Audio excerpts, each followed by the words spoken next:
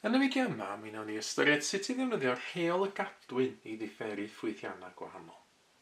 Nawr, rheol y gadwyn yn cael ei nodi fel hyn. O gael dau ffwythiant,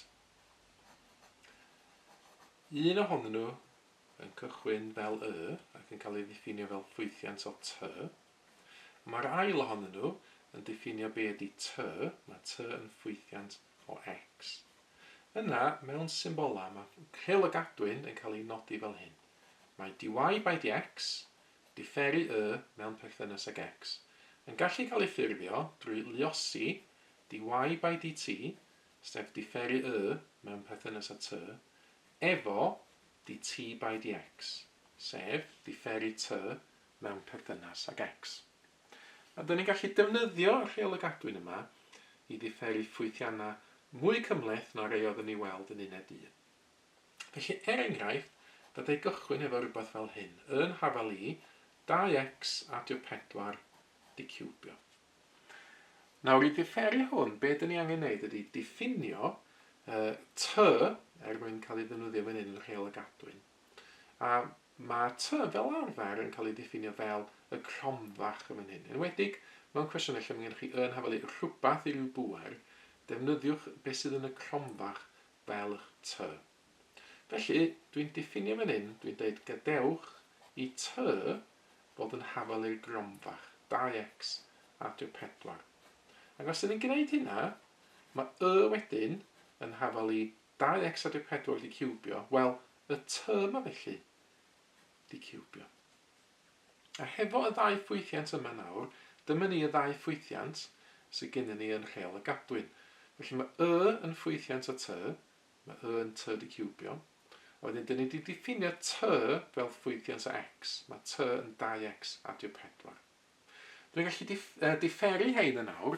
Mae dweud differu yr un cyntaf t mewn perthynas ag x. Felly differu arferol yn awr. Os y 2x yn differu rei 2, os y 4 yn diflannu. A wedyn mae dweud differu fan hyn mewn perthynas â t. Felly os y t di ciwbio yn differu i reid 3t di sgwario. A hefo'r ddau yma nawr, byddai ffurfio dy by dx, sef os dwi'n sbio ar y ffwythiant gwreiddiol, dyna os y gradiant yr yma, differu mewn perthynas ag x.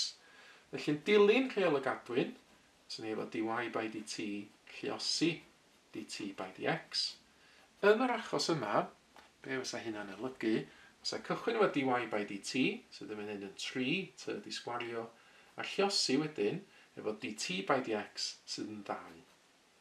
Na wedyn yn fan hyn, mae gen i fi 3 lluosi 2 sydd yn 6, 6t di sgwario. Wedyn ar y diwedd yn fan hyn yn awr, dwi'n cofio be nes i diffinio fel t ar y cychwyn, 2x adio 4, felly'r atab ar gyfer dy by dx ydy cychwyn efo 6, wedyn lluosi efo t di sgwario sydd yn fan hyn yn 2x adio 4 di sgwario.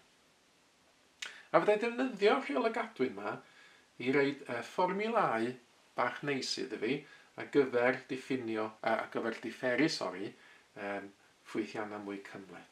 Felly, yr enghraifft dwi'n ei wneud yn gyffredinol, fasa unrhyw enghraifft o'r math yma yn y fformat yma. So, yn hafal i rhyw ffwythiant o x i'r pŵer n.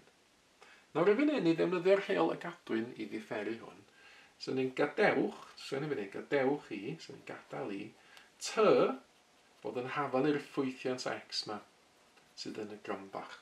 Ac os dwi'n gwneud hynna, so ni'n ffeindio fod yn fi yn hafal i'r ffwythiant x, dwi wedi ffeindio fel t i'r pŵer n. Eto nawr rwan, byddai differu hein ar wahân, byddai differu t mewn perthynas ag x, a os dwi'n differu f of x, un ffordd o sgwennu hynna di f dash o x. A wedyn, os dwi'n differu mewn perthynas â t, os a t i pŵer n yn differu i reid n lluosi hefo t i pŵer n tynnu 1. Ac felly, i ffeindio dy by dx, eto dwi'n defnyddio rheol y gadwyn, dy by dt, lluosi dt by dx. Ac yn yr achos yma, so'n golygu cychwyn hefo dy by dt sydd yn n lluosi t I pŵer n tynnu 1. A gyna dwi'n lluosi fod dt by dx sydd yn f dash o x. A wedyn yna newid yn ôl, a gyfer be oedd t yn y cychwyn, mae t yn f of x yn y cwestiwn yma. Felly mae gennym ni n lluosi a dyn ni'n reid mewn cromachau f of x i'r pŵer n tynnu 1 lluosi f dash o x. A mae hwn yn reid fformula cyffredinol iddo fi I ffeindio dy by dx os oes gyda fi rhywbeth o'r fformat f of x i'r pŵer n.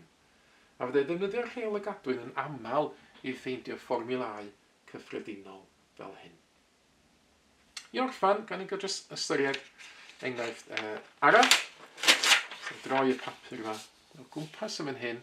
Ganewch I ni ystyried enghraifft beth sy'n digwydd os di yn hafel I sin o 3x.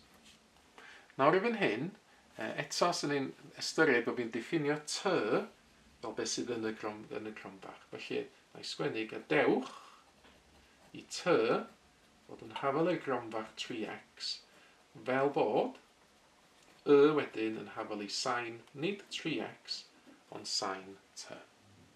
Wedyn fynd ati fan a differi hein yn unigol. Mae dt by dx yn hafel I os dwi'n differi 3x yn 3. A mae dy by dt os dwi'n differi sin t dwi'n cael cos t. Ac yna dwi'n gallu ffeindio dy by dx. Mi oes hwnna yn ôl diffiniad Rheol y Gadwyn yn dy by dt, lluosi dt by dx.